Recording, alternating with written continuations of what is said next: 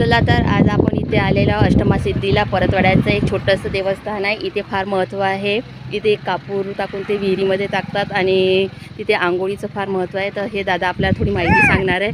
यांचे इथे दुकान आहे बघा. सर्व हे पूजेचं साहित्य आहे. ते काय म्हणतात या देवस्थानाबद्दल, त्यांचं मत काय आहे ते आपण जाणून घेऊ. बोला दादा. अष्टमासिद्धी देवस्थान हे पुरातन स्थान आहे. श्री गोविंद प्रभू चक्रधर स्वामी चरणांकित मंदिर आहे. महानुभाव पंथीयांचं श्रद्धास्थान आहे. तर आपल्या इथे कापूर विहीर म्हणून आहे. कापूर विहीर ही गोविंद प्रभूंची अवलोकित विहीर आहे.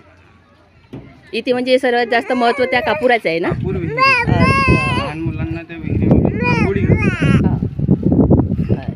लहान मुलांचे जे छोटे मोठे आजार असतात त्या पाण्यापासून दूर होतात ते, त्यामुळे इथं लहान मुलांना आंघोळीसाठी आणतात. आणि त्या विहिरीचं वैशिष्ट्य काय म्हणजे 12 महिने पाणी असते का? 12 महिने पाणी असते. जसं विहिरीचं पाणी आटत नाही त्या विहिरीचं. 854 वर्ष गोविंद प्रभूंच्या जन्माला झालेले आहेत. तर गोविंद प्रभू रुद्रपूरवरून इथे भ्रमंती करत असताना इथं त्यांना काहीतरी देवतेचं आढळलं. तर देवतेच्या प्रतिमेशी त्यांनी खेळ क्रीडा करून त्यांचं अस्तित्व झालं. नंतर गोविंद प्रभूंनी त्या विहिरीचं अवलोकन केलं. लहान मुलांच्या आंघोळीसाठी ती विहीर प्रसिद्ध आहे. चक्रधर स्वामी गुजरातवरून अगोदर सर्वप्रथम देऊरवाडा येथे आले. देऊरवाडावरून अचलपूरला जात असताना ज्यावेळेस अष्टमासिद्धी येथे पोहोचले तर अष्टमासिद्धीवरून अचलपूर जाण्यासाठी त्यांना मुहूर्त नव्हता. तर चक्रधर स्वामींनी इथे 3 दिवस मुक्काम केला.